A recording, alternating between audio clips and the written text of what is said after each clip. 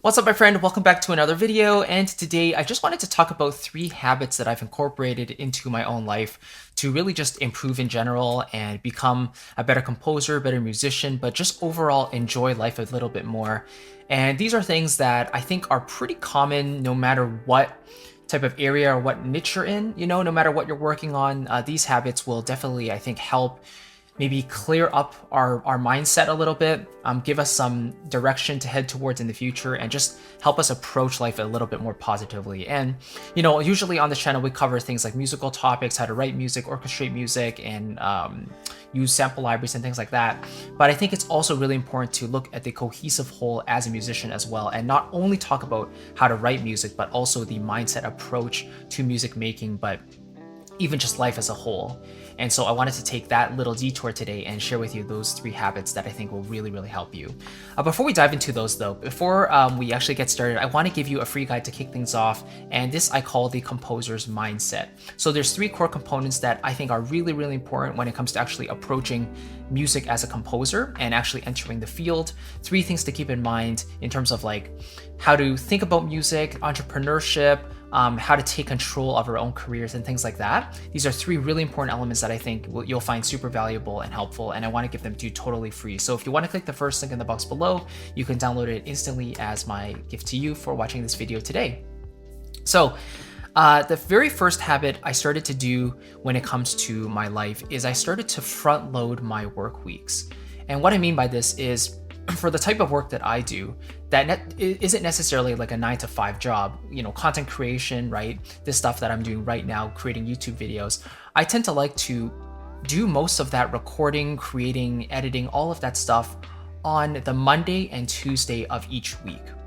Because I know that if something else comes up maybe later in the week that I can't control, or something that I just didn't expect in general, then at least I got the main things I needed to do out of the way, in this case, content creation, right? And in terms of coming up with ideas, usually these come to me on the fly, but at the end of each year, I'll actually go through and create some content buckets. So different topics, overall topics that I want to create content on in the new year. And then I'll go through and write out about 10 to 15 different video ideas for each content bucket. So for example, sample libraries would be one content bucket, orchestration would be a second one, and so on and so forth. And then underneath each bucket, I would then list out 10 to 15 topics or video ideas for each of those buckets. So when it comes to actually creating the content, I don't really have to think about what type of content I'm creating. I can just focus on the actual creation process, which is recording and then editing and then uploading and scheduling and so on and so forth. And all of that is usually done at the front of my weeks, which allows me again to have that ease of mind knowing that I got the most important things out of the way, done, don't have to worry about them anymore, and I know that I'm keeping on schedule. So if you have any sort of career or position where you can kind of afford to do that, maybe you have a fixed amount of work that you need to do and you can get it done any time during the week, but you want to be taking that initiative and you want to just make sure you get the most important things done right away, then I would highly recommend taking this front loading your week approach as much as possible.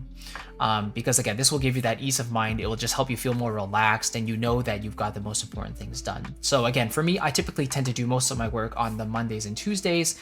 And if additional ideas come up, if there's further things I need to do, maybe interviews or I want to write music or things like that, I can reserve those for the latter half of the week, because again, I have the mind space to do that and I'm not worried about the most important things that I need to do. So front loading my work weeks is the first thing that I've started to do, and it's really just given me a lot of clarity in my mind. The second thing I started to do was fasting. So what I'm doing currently is called intermittent fasting, which just means I'm not like fasting for days at a time, but I really only just have one meal a day. And I really started doing this because earlier this year, I was actually accompanying a bunch of kids at a music festival.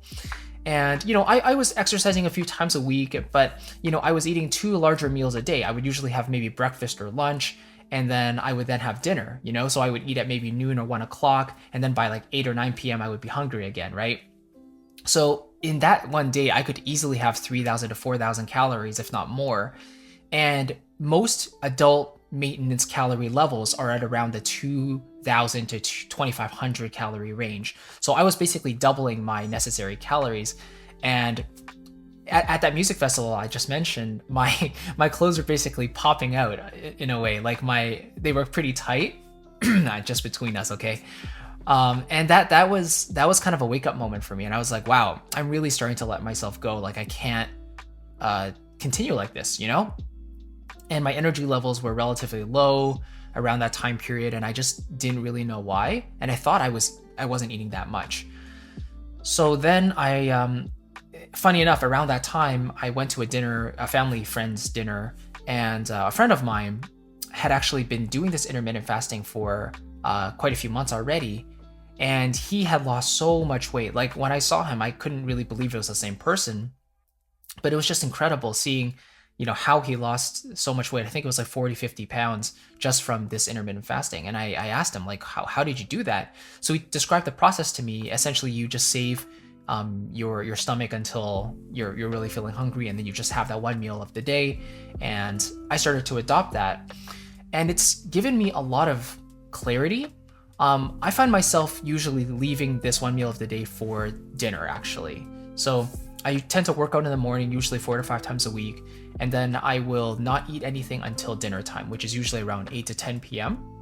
So yes, during the day, I usually get pretty hungry, but I know that if I have lunch, then my hunger is obviously satiated, but I know that I'm going to be hungry again when it comes to the evening, you know? So that's something I started doing a few months ago, and I've dropped pretty much 25 pounds, which I'm pretty happy about. And my workouts have been more deliberate, and I have more energy actually.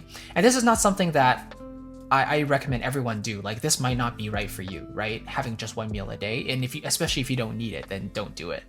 But for me, I wanted to slim down. I wanted to have more energy, and this method has pretty much worked for me. So I want to be open and honest with you. And again, it's not the healthiest choice for everyone, but for me, it seemed to work, and it's something that I can handle with my routine. And I'm still doing it to this day. I don't think I'll be doing it forever, but at least when I get down to the target I'm looking for, that'll be amazing. So I'm going to be sticking to that intermittent fasting routine, and that is the second habit that I've adopted recently. I think it started in March, actually, so it's been quite a while, but I really enjoyed it. So that's number 2, and number 3 is working out. You could say fasting and working out kind of go hand in hand, but of course you can just do one without the other, right? But I found that with both in combination, not only am I making sure to eat less calories, but I'm also working out to maintain muscle mass, build muscle mass, and also just keep my body in shape. And in terms of cardio, I tend to do, you know, I like to play tennis, I like to run on the treadmill sometimes, and all of that stuff. So doing that in the morning has helped me wake up my mind, you know? So if I want to work, I usually do my workout in the morning, so I'm not feeling lethargic anymore, and then I take my shower, and then everything just brightens up a little bit, if that makes sense. So workouts in the morning, again, reserving meals for the evening, and then making sure I get the most important stuff I need done in the earlier parts of the week. Those are the 3 habits that I've basically been doing to improve my daily life, the way I feel. And if one of these 3 things kind of resonates with you, please let me know, maybe 2 or 3. But again, I just wanted to share this with you because I think it's important to consider all aspects of life, not just the music making process itself, but how you conduct your day-to-day routine can also influence how you feel and your output as a result, right? So I just want to share these things with you in case maybe 1 or 2 of them kind of relate to maybe your situation or what you might want to try. But again, if you find it doesn't work for you, if you feel worse as a result, then definitely don't do them. But I think at the very minimum, working out, like doing some form of exercise, maybe 3 to 4 times a week to start, is a great thing to shoot for. Even if it's a 10 to 20 minute workout, it's better than nothing, you know? So those are the 3 things. I hope you enjoyed. Again, let me know which one maybe you kind of resonate with. And again, if you are writing music in general, but you want to consider the entire process from a more cohesive and holistic approach, then again, I want to give you the Composer's Mindset Guide. It's totally free, and it goes over 3 of the most core mindsets that I think we need as composers and musicians to consider when we are working in our field. So I want to give it to you. It's totally free. If you want to click the first link in the box below, you can grab it as my gift to you for checking out this video today. I appreciate it. Thank you again for watching, and I'll catch you in the next video. Take care. Bye-bye.